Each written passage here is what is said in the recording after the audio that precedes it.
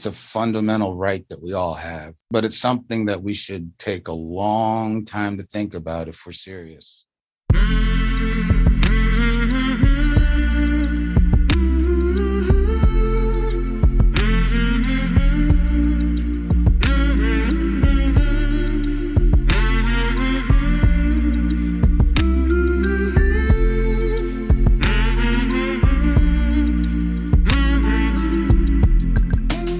Hey there, my name is Sean, and this is Suicide Noted. On this podcast, I talk with suicide attempt survivors so that we can hear their stories.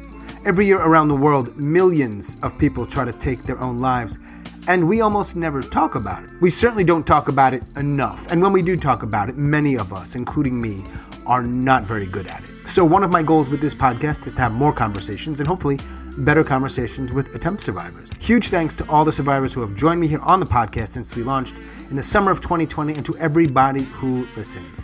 Thank you. If you are a suicide attempt survivor and you'd like to talk, please reach out.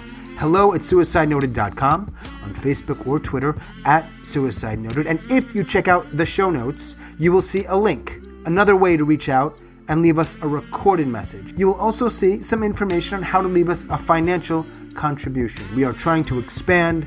We are trying to get into more places and reach more people so that they feel hopefully a little less shitty and a little less alone. And we could use your help. And oh, by the way, I want to thank somebody who did reach out to us and leave us a financial contribution on one of those links. They don't give me your name or any information, so if you're out there and you hear this, thank you. Finally, we are talking about suicide on this podcast, as the title suggests. It's probably not for everybody, so take that into account before or as you listen. But I do hope you listen because there is so much to learn.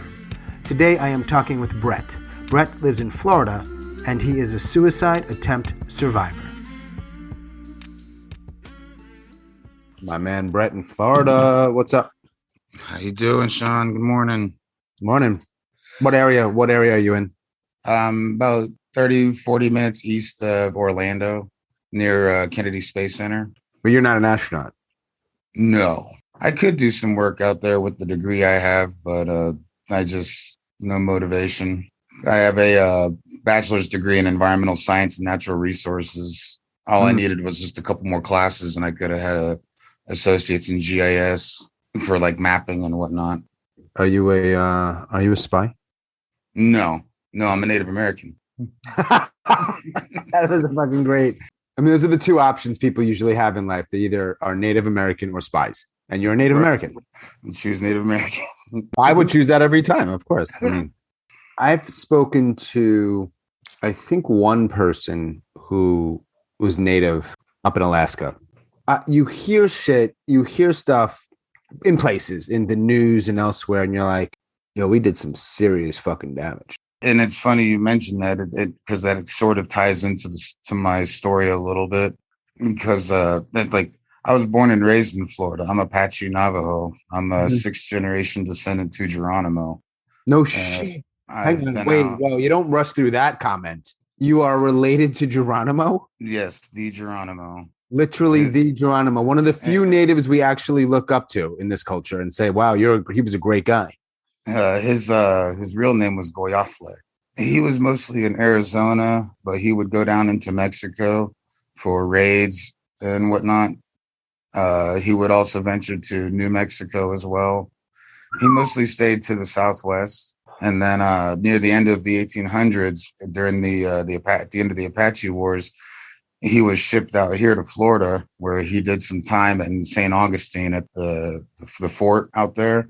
But then a lot of the Apaches were dying out here because of the climate. They're not used to the high humidity.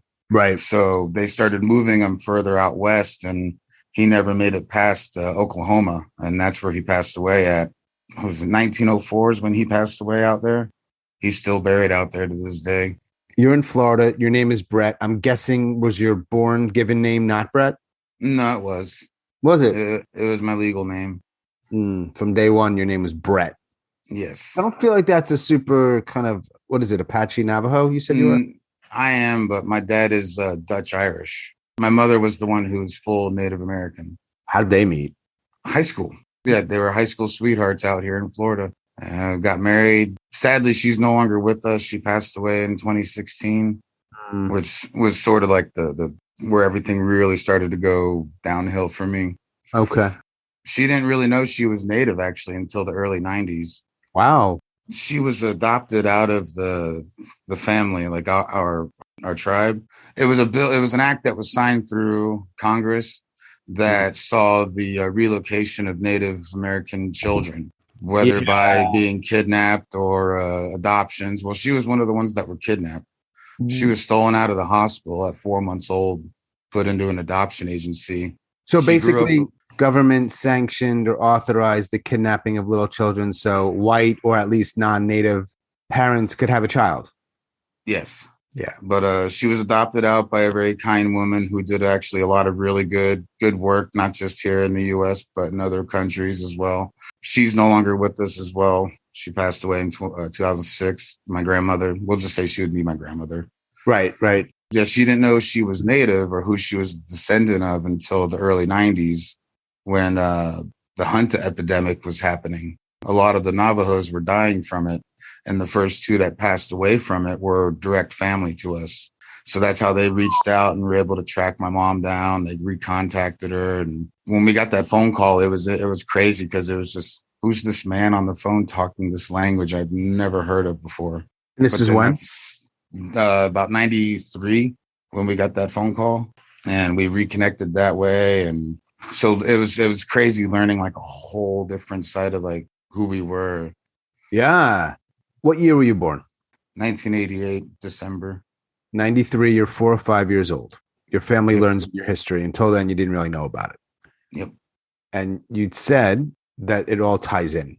When was your first attempt? My first actual attempt would be about 16. So you got that call when you were 4 or 5 years old. Can you give us sort of an overview of what your life's like? And I know this is challenging from that point to the first attempt, those 10 or 12 years. I endured a lot of bullying in school because I was tan.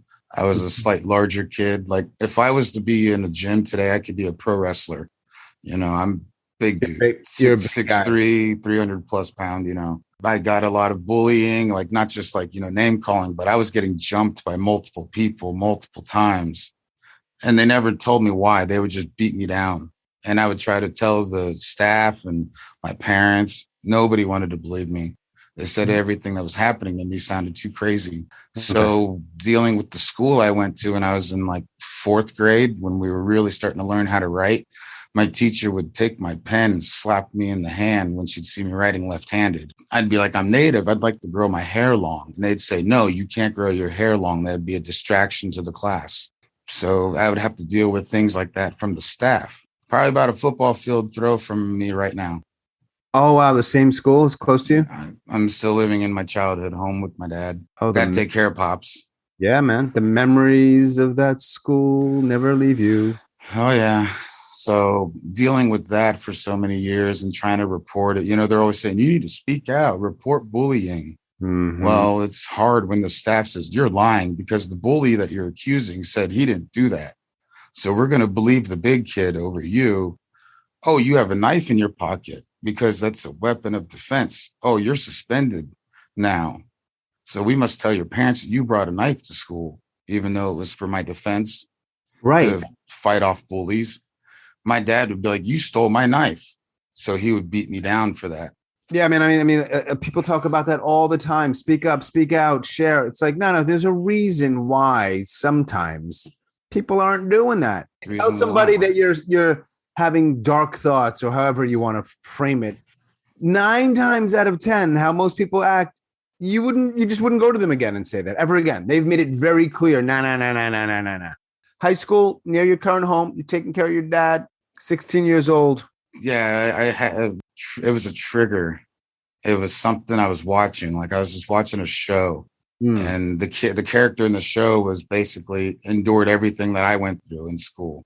Mm-hmm. And in the end of the episode, he ended up trying to take his life in the backyard of his crush's house, you know, and that triggered me real hard because, of course, my crushes in school never would have given me the time of day. And it just flooded all those memories back from elementary.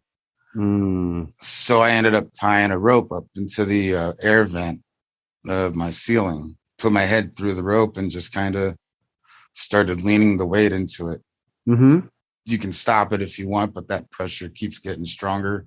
Yeah. Like I said, I'm a big dude. So if I'm putting pressure down, there's pressure. So I ended up going all the way to where I about blacked out. And I ended up just putting my feet down, so to say. And I pulled long enough to pull the thing off my neck. And I fell over on the bed and I passed out. Question, as best you can recall, why did you do it that way and not do it so that you couldn't go back, even if you wanted to? Like I said, it was a trigger. It was just that switch turned on, and it just so I stopped myself before I lost it. Yeah. Well, for like a week though, I had a bruise around my neck, and I had to hide that from everybody, so nobody would ask me, "Where'd that come from?" Well, I didn't tell anybody because I knew nobody would really care to listen. Like 16, I was also dealing with drugs and alcohol at the time. You know, I was running with, some rough punk rockers, so to say. Oh, you were a punk rocker? Oh yeah.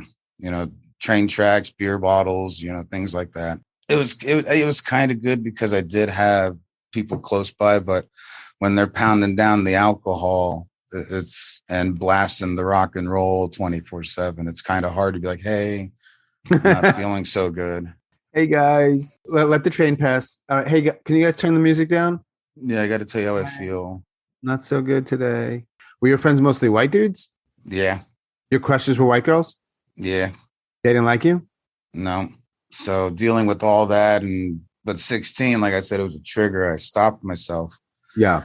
Life went on after that. Yeah. Trying to hide it and dealing with everything going on around me, drugs, alcohol, friends of mine dying on me from the drugs and alcohol, people going to jail. People are still in jail.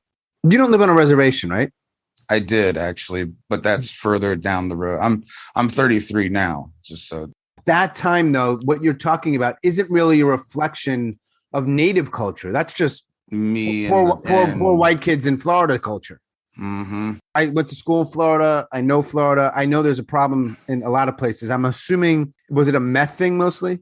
No, pills, pain pills, alcohol. Oh, was that the oxy shit? Oh yeah, the pain meds. So no, I never messed with that meth stuff. You lost, and I mean they're dead friends. Yes. And others are in jail. Mm-hmm. Yeah. So you stayed out of that sort of circle enough to not go to jail and not almost die from stuff like that? Yes, I saw the limits and I pushed back on that. I've got away from all that. I saw the way they were going, and I wanted to make a change. Right. Well, this is kind of very much related to what we're talking about, because some people could say at 16 you tried, and some kids might say, oh, that's a way to do it, and I'm going to have some fun on the way. I'm going to be with my friends. I'm going to die. I want to die anyway. But you weren't that. You're like, nah, that's not how I want to do this. It was like, yes, no. Yeah. I have that power in the hands. I'm on that brink of it could happen. What happens after? So you go to sleep, you wake up, how you feeling? Very sore on the neck. I feel very, not sick, but I just feel very embarrassed at myself. Like, how am I going to explain this ring around my neck? You still have it? No, it's gone. It's been many years since then. Did you tell anybody that you did that? Not to anybody. You're literally the first I've ever told. So that was 17 or so years ago. Yes. First time today. First time. Wow. Kind of feel honored in a weird way. Trust me, I don't talk to anybody about how I feel anymore. Like I keep it all inside, and it just gets even worse after that. Yeah, for sure. I tried to move away from all that bad stuff. Everybody was like, you need to change your life. If you want to get out of that, you need to do something. So I got to work. I started working, making money, started getting away from all that. And then all of a sudden, my friends started pushing away from me. I was like, okay, why are they pushing me out of the circle? Oh, it's because I'm not dealing in drugs anymore. Did you finish high school? Oh, yeah. I got expelled, though. It was a whole ordeal, but I graduated, got my diploma. Yeah, it took me a long time to snap out of that around high school, but in college is where it really started coming back. Why is that? Because when college came, I was already living on the reservation. Wait, hang on. How'd you go from not living on a reservation to a reservation? Remember, I grew up in Florida. Yeah. I never went to the res. The Navajo reservation is in Arizona, New Mexico. Uh-huh. So I relocated to Colorado for a little bit, but then stuff happened out in Colorado, which was my second attempt out there. How old were you? It was like 23. That one was a little more extreme though. What? So you went to Colorado initially to sort of live on the res or reconnect with? Make my way back, get away from the bad stuff in Florida. Yeah. Branch out and then head to the reservation. But when I was living, because I went from Florida to Colorado down to New Mexico. Right. But when I was in Colorado, things got real bad. Alcohol got wicked bad. Like I was waking up with receipts for like $80 to $90 in my pockets. And I'd be like, where's the alcohol? I want to have a drink. Oh, you drank it all. Well, how much are you drinking? I was drinking like the handles, those big old half-gallon bottles of like Jim Beam and Captain Morgan on a weekend. Probably like Friday, Saturday nights, those on top of a lot of beer. Like alone? With parties, but the people I was partying with did not like whiskey. Oh. So all of the whiskey was mine. And one night I just got the police report said that I had gotten blacked out and called them and challenged them to a fight. That I had actually charged down their car on foot, like literally wanting to go out by police. I woke up in the hospital the next day after all that. The heart monitors woke me up, the beeping, and I was on a blood-soaked bed. I thought I was in a car crash, but when the nurses said that the police brought me in, and I felt really, I didn't know how to feel except that my head hurt really badly. Do you know what happened? Around the time my friends again were sort of pushing me away and people were hooking up, and not being like, hey, we're going to start dating, they wouldn't be straightforward about, what they're doing instead of, sneaking around, making things feel awkward, It's like, oh, great. You can't tell me exactly what's going on. You'd rather just keep me out of the loop. Mm-hmm. Okay. So I don't belong. And that was always the notion of not belonging. That's a killer, man, for sure. And that was my second attempt right there, was trying to go out by cop. And I still have the head injury from that night. Like I still got the scar and whatnot. So wait, you said that they told you that, but you're not sure if that happened, that going out by cop. They told me that I called. I was very upset about something. I called them and was yelling at them that I'm going to do such. I'm going to kill you. I'm going to fight you and all that, And then that when they actually drove into the complex, that I charged their cars on foot. That my friends were chasing me behind me, and that all the cops had their guns on me. And so, just to be clear, the goal was, when you say death by cop, what that means is you do something so it's a very high likelihood the police will shoot you. And particularly in the United States, they shoot to kill. They don't shoot to maim. They don't shoot to stop you from rushing. They'll just kill you. That's what we do here. Let's just call it what it is. And when you see a guy that's 6'3" and looking like Hulk Hogan, not Hulk Hogan, but right. how big in the shoulders that guy is, that looks very intimidating. And everybody said that there was like 9 cars that all had their guns drawn on me. That it was wild. Do you think you wanted to die? I honestly do. I honestly do, because there's no other reason why I would have done such a thing. Literally after that, I left Colorado. I was done. How long were you there for? About a year and a half. You probably put your liver to work. Too much work. You're a big guy. You got to drink more. I drink more, but being a big dude, you probably already have some health challenges. Maybe not necessarily. I don't go to the doctors, so I have no idea. Right. I think a lot of people do that. They're like, I don't want to know. Those are the 2 attempts. Not that the whole conversation needs to be focused on that, but it's part of the conversation. Here's what I think. I think when you try at 16 and then you're dealing with life and then you go to Colorado and you're trying again and then you make it to New Mexico, I know you haven't tried since. Life could get better for sure. It does happen that way, especially, hey man, you're going to a reservation. Maybe you're connecting with your people. It could be profoundly different, but I don't think it usually works that way is all I'm saying. I thought it was going to be exactly that things were going to get better.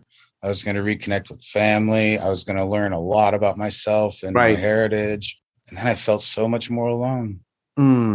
Because I lived on the reservation for 5 years. I went to a college university out there. That's where I got my college degree. And when I say I lived in the middle of the desert, your nearest Walmart was 70 miles away. That's what people use to know these days. How close is the closest Walmart? Well, how close was the closest place you could buy, bottled water? Oh, the gas station. Short. We had two gas stations and one little plaza strip, like your grocery store, your dialysis center, your check loaning office, and your random family-owned restaurant. This is a reservation. Yes. So what was the name of the reservation? The Navajo Reservation. A once thriving community. It's pretty desolate. It's third world. People out there some people don't have electricity. Some people live so far out that they don't even speak English. Do they have access to decent food? Some. A lot of the times, like depending on how far out onto the land you are, you'll have crop growing, you'll have cattle, but you will have to haul your water. No plumbing. Where do you guys take care of that business? Dig a hole, put the outhouse on top of it. When I lived I dated two girls in New Mexico. The first girl, she lived in a hogan that was built out of log and mud with a dirt roof. But just to be clear, you're dating the native girls. Oh, I did out there. I fell in love with Native women, but then I realized how rough some of them can be. Rough how? They might beat you up. They're not beating you up. You're a big guy. No, they'll beat up my mind, not my physical body. The women out there are strong. They're fighters. They'll fuck you up. Yep. The first one, she lived in a hogan way out in the middle of nowhere. I had to pack mud at times along the logs to keep the heat in because all we had was a wood stove. She lived alone? With her, it was her and her son, and I was the stepdad. Her mom lived a little ways up the hill. Wow. Was that your first girlfriend? Out there? Yeah. I mean, what's it like to go from feeling the way you were feeling for quite a while and then having somebody like that? I felt better. Yeah. It's amazing how that works, right? I felt better, but then she turned out to be something that she did claim to not be. Right. She had a lot of trust issues. I'm a trusting guy. I'm a very humble guy. I try to be humble. I'm very honest. Some people say I'm stupid about being honest. All right, you could be too honest. There's things you shouldn't say. I'm that kind of guy. We know it didn't work out. And you stay there for 5 years, you get a degree. And why do you leave New Mexico? Because the second girl that I was dating, mm-hmm. I was also a stepdad for her daughter as well.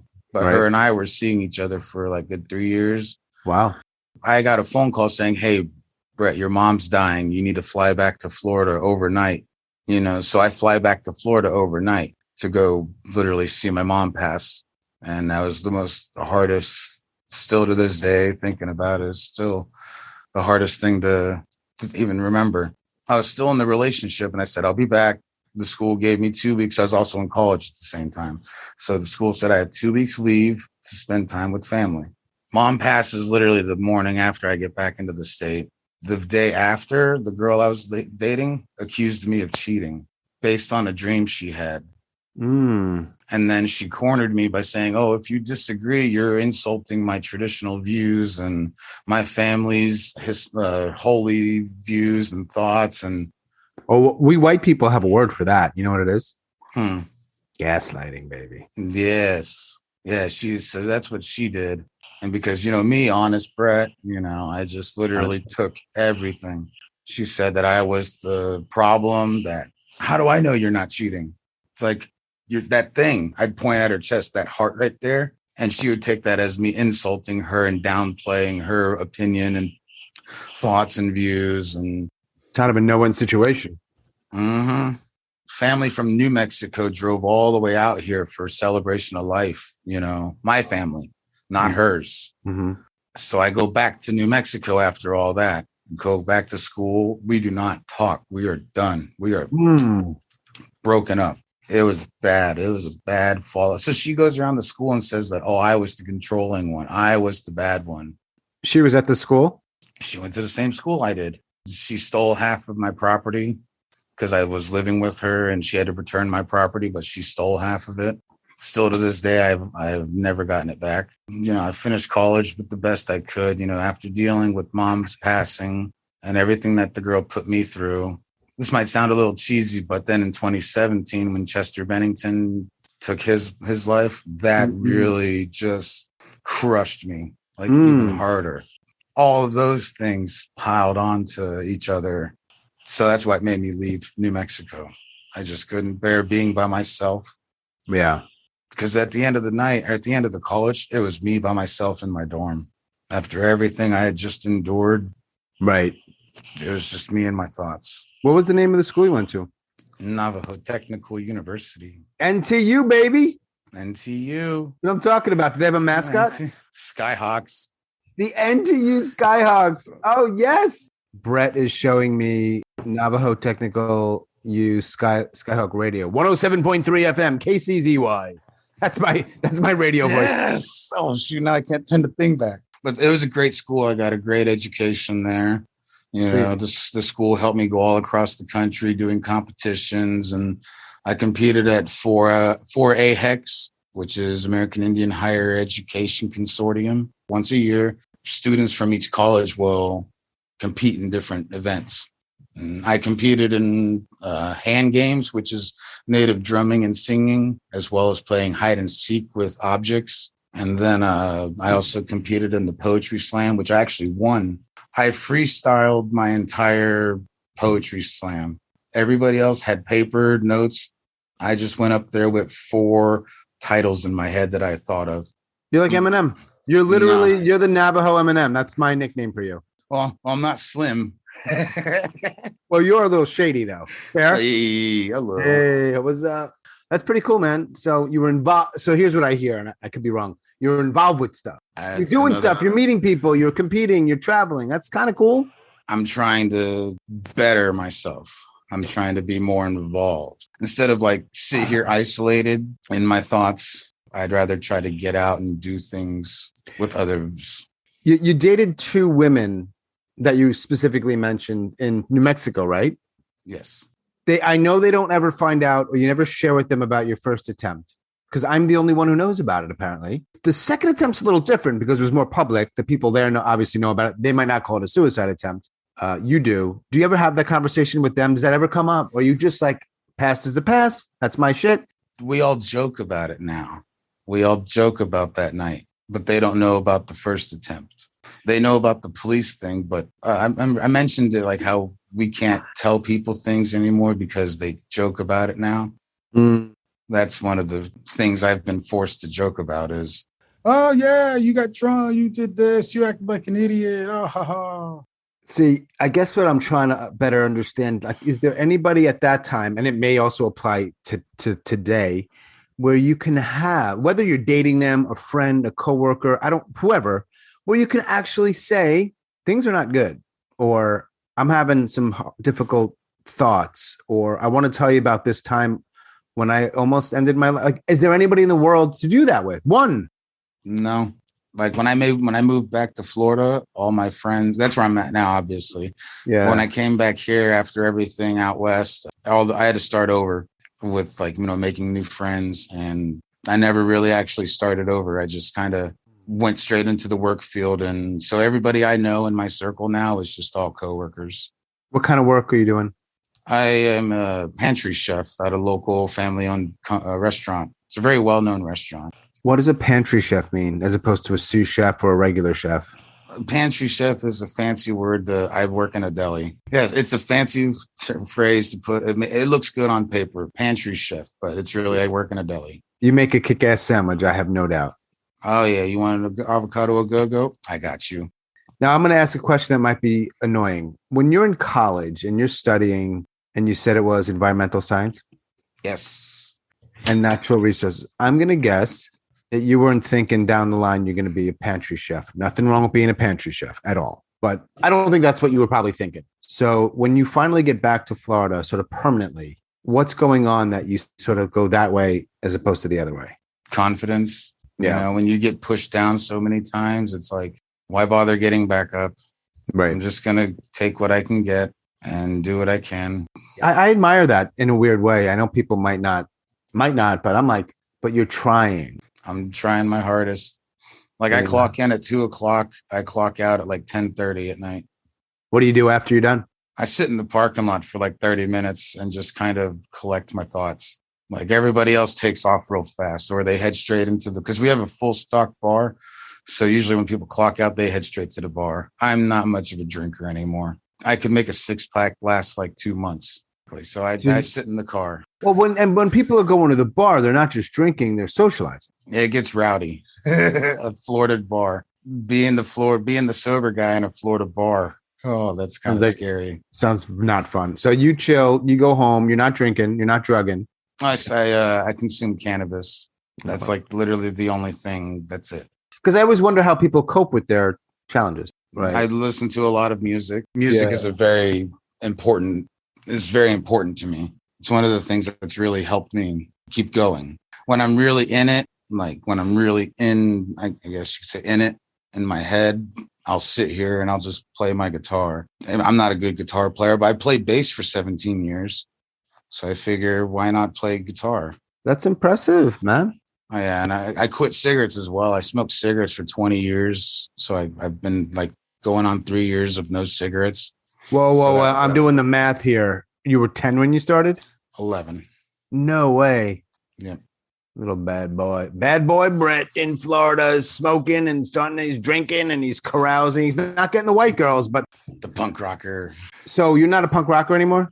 No, I got out of the punk scene just because a lot of them were dying and going to jail. It was a vicious cycle. Yeah. I mean, you have a little fun while it lasts, but doesn't last usually. When you get back to Florida, because it's interesting, you went across the country, you were in the competitions.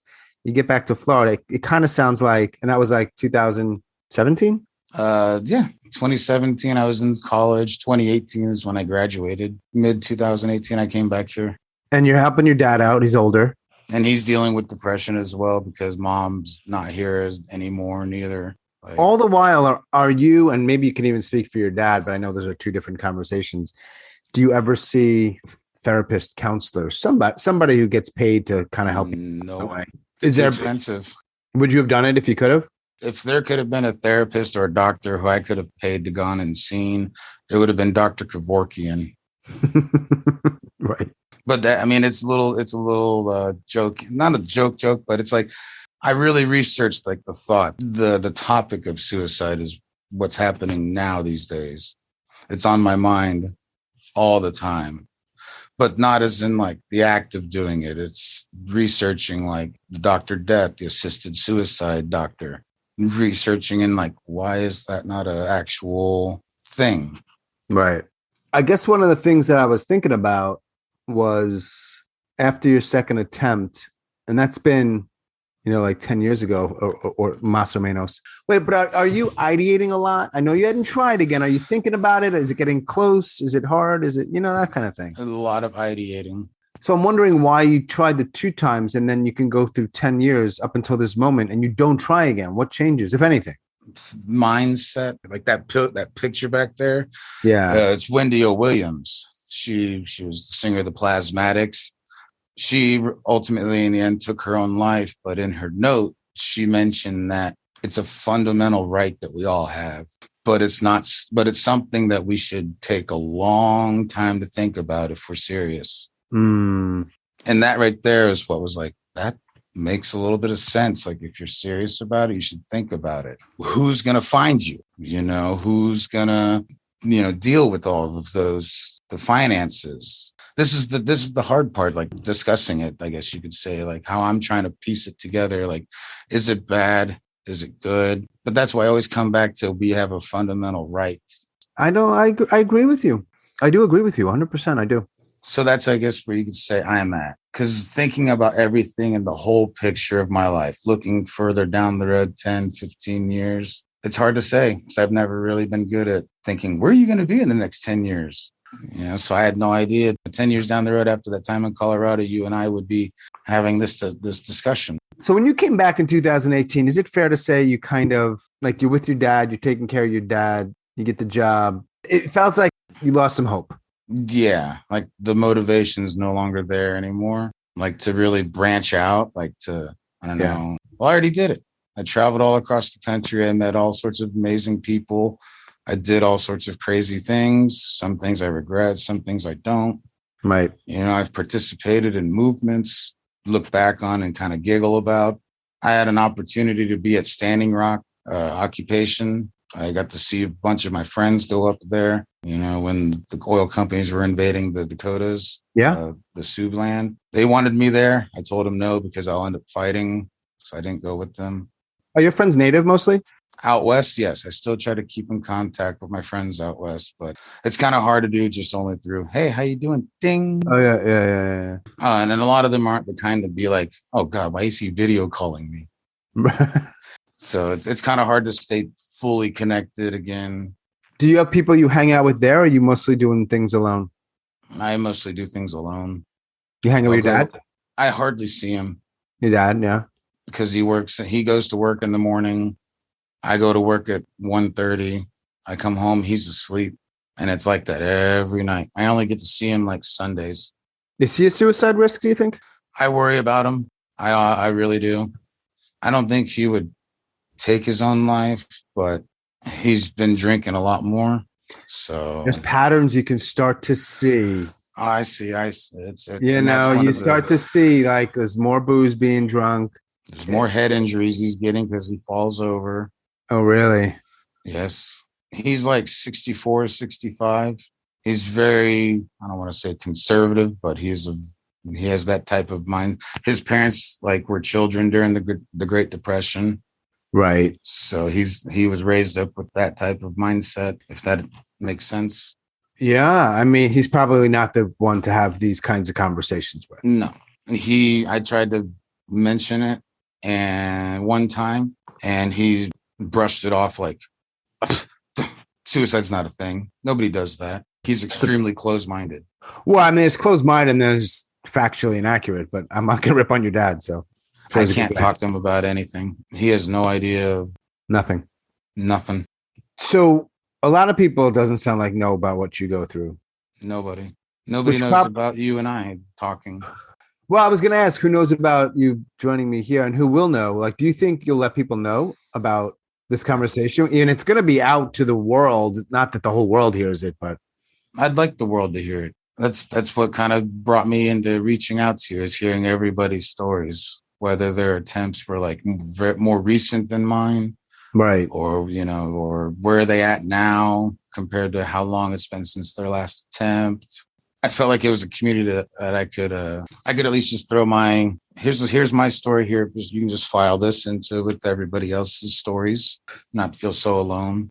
Do you think that you'll tell people like your dad or maybe your ex or whoever else, hey, listen to this? Now, my ex from New Mexico, the second girl, I did actually mention your podcast to her once, but I told her it's a really good podcast. Appreciate it. You said you're having, different thoughts. Maybe you should take a listen. Okay. But she doesn't know anything about me reaching out. So I have no idea if she's listening. I have no idea. Her and I haven't spoken in a couple of years. I kind of want to keep it that way. Wait, but how did you even find the podcast? Do you recall? I was driving for my last job I had. I was driving a box truck or a flatbed, delivering a bunch of stuff. And when you're on the road driving for so many hours, your music gets kind of boring after a while. Fair. So I started typing in podcasts, and it was one of those days where I was in it, I was in my head. So I just typed in, I wonder what will happen if I type in suicide into the podcast. Is Google going to ping me the suicide prevention hotline? They will. Or is it going to link up a bunch of different radio stations that'll have not suicide, but depressing or, not as cheerful music? Well, when it came up to when I saw suicide noted, I was like, that's interesting. Is that a podcast where they read people's suicide notes? Oh, that's interesting. Right. That could have been it. And so I clicked on it and I started listening. I was like, whoa, this is different. This isn't them reading suicide notes. This is almost the temptees reading their own in a way. That's how I kind of took it at first. Like, this isn't, they're telling their wow. Because in your note, you're going to write a story, because I've read countless suicide notes that I've been able to find online. There's not many. Yeah, there's not many. And for people that you wish that there were, there's not. And but a lot of them tell stories a little bit. Sure. And that's what made me think of storytelling. I've always been a decent storyteller. Maybe no, I can't reach out to no. Oh, there was like a battle, an internal battle. Yes, there's like no, my stories don't line. My story wouldn't fit. So I didn't know whether that's why it took me so long to reach out. I was doubting myself. Oh, okay. I didn't know that it took a long time. And like when I first followed the podcast Twitter page was when I first wanted to reach out. It was like a little over a year ago, and you followed me back too. I did see that, but that's how I found the podcast. I just felt like, and that's how I thought it was just so interesting. And to this day, I'm still, even after this, I'm still gonna listen to the pod. I'm probably gonna skip over mine just because. Sure. What happened like in the last couple of weeks that you went from just listening and thinking about contacting me to actually contacting me? Like, do you have any idea what happened? Because there must have been like some change, no? It was late at night after work. It was a rough day at work. It was like over a 9-hour shift on my feet. I had been racially discriminated by some customers. So that triggered, oh, great. I don't even belong out here. Again, I was in my head late at night listening to the podcast. Like I said earlier, someone that was telling their story, their attempt was like so many years ago, but they felt compelled to reach out still and tell. And that's what made me, maybe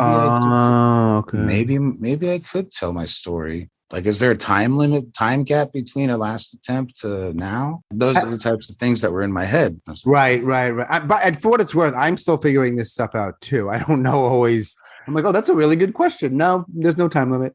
That's why I like your like in the intro, it's like how to have good discussions and learn how to have better discussions. I like that. That's what it's about. I mean, it's a big part of it. Because nobody discusses it. It's meta. We're discussing the discussion. Yeah. And I enjoy it. Who's the slam poet now, Skyhawk? I got to ship you my title belt. Can I be a punk poet? Is that a thing? If you can write it, you're a poet. I want to be a punk poet, an old white punk poet. You got to shake your fist around and have then you're punk rock. Do you know what the Navajo Nation's perspective, if any, is on suicide? I've thought about that too, and it's sort of frowned upon. There's not really much outreach for things like that. And because you mentioned that, I actually have a friend about a year ago who took her own life out there. And that's actually one of the leading things that's happening on the reservation is suicide. It's been on the rise, especially ever since COVID started. Yep. By and large, they're already a greatly marginalized group of human beings. When you see the conditions out there, I mean, I recommend it. If you're ever in the Southwest, cruise through. Can you just drive through a reservation? Yes. It's not a gated community. You have no idea how many people in my life I've asked, what do you think the reservation is? Yeah, we don't know. And I was like, do you think it's like a gated community where you got to shine your tribal card? And you'd be surprised how many people said, well, I thought it was like at least a trailer park or something. What is it? You're looking at, it's the biggest land allotment that's been given to a tribe.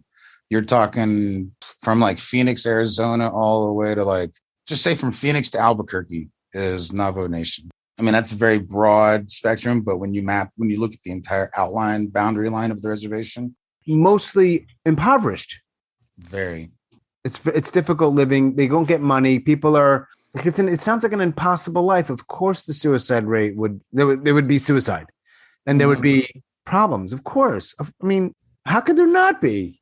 It's a hard, depressing life to be out there, but the only way to preserve the culture is to live out there. There's like 173,000 registered Navajos living on the reservation, but there's like over 200,000 plus altogether. Okay. I think those are the numbers. I could be wrong, give or take. There's not a whole lot. There's about 250,000 of us left. And when you think about it, compared to the scale of the United States population, yeah, that's just a couple drops right there. And so when I think of like somewhere to belong, I don't know, just looking at it, I like to look at things as a big picture, which sometimes maybe I shouldn't do. You don't belong in New Mexico. You're part white. Yeah. You don't belong in Florida. You're Native American. Get back to the reservation. So where do you belong when you're not wanted in both realms, So that picture always stays on my mind is like, damn, People in New Mexico didn't even want me around. People in Florida didn't want me around. Where do I belong? So that's why I always ideate the topic, the discussion of, suicide. Am I ever going to do it in the future? It's hard to say. It's sort of sad to say. I know I sound cheerful and everything, but I'm just being real. I can't say no and I can't say yes. When I get in that type of mindset, I try to set goals for myself. I try to think of, such and such band is releasing a new album. They're going to go on tour. You should go check out that show, which I just bought a ticket a couple nights ago to go see Lamb of God, which is one of my favorite heavy metal bands. So I look forward to being able to look forward to things down the road like that. Gives me more reason to stay. Yeah. Like I play Frisbee golf. That's what all those are. So I look at tournaments to go play. So, gives me hope, I guess. Gives me a place to belong. I find peace in watching the Frisbee just fly. It's like, I like to picture that myself, like the Church of the Flying Disc, Frisbeetarian. When you die, your soul just gets stuck on the roof. That's like not a Navajo thing. That's just stupid Florida white boy stuff. Are there any specific myths around any of this stuff that you want to call attention to? It's sort of like how I brought up, I mentioned Wendy O. Williams, how she mentioned that we have a right to it. That we shouldn't feel bad about like thinking about it. We shouldn't guilt ourselves. Like, I shouldn't think that way. I need to do something. No, think about it. Not as in saying like go do it, but just sure. Just think about the pros and cons. What are you leaving behind? What are you keeping? Just be responsible. That's what I try to always base a lot of things. Be responsible. Don't leave a mess. It's not a bad thing to discuss. It's not a bad thing to think about. It could be sad. It could be, dark to be in that type of thought, but it's not as bad as everybody makes it seem. What else you got, man? I appreciate you. I really appreciate you. I'm going to share with the audience that in our email exchanges, you had some, but you were like, I don't know if I could do this, or I want to do this, or I'm not sure. So I appreciate you meeting me, talking with me, and sharing. Yeah. Thank you. Because that was just a hard thing for me to discuss amongst myself, even, should I be talking about this to myself? Right.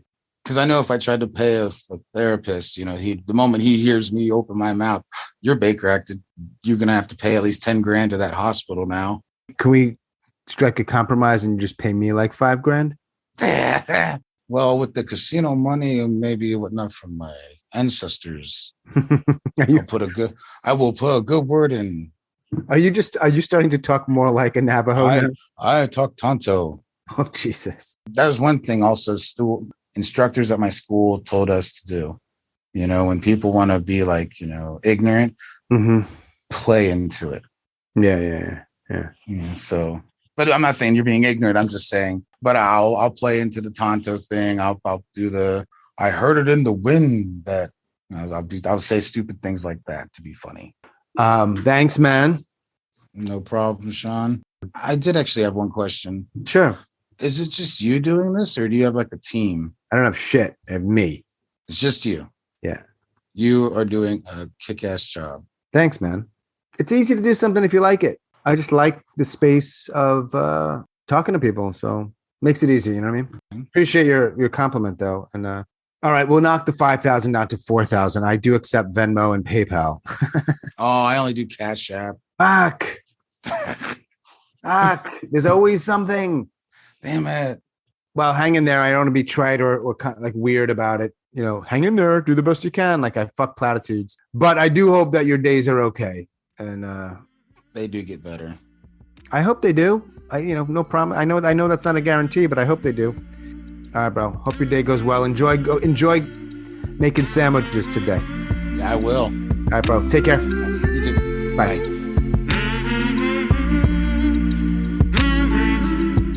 As always, thanks so much for listening and all of your support. And special thanks to Brett down in Florida. Thank you, Brett. If you are a suicide attempt survivor and you'd like to talk, please reach out. hello@suicidenoted.com. Facebook or Twitter @suicidenoted. if you check out the show notes, you will also see a way in which you can leave us a recorded message. So there are plenty of options in terms of reaching out.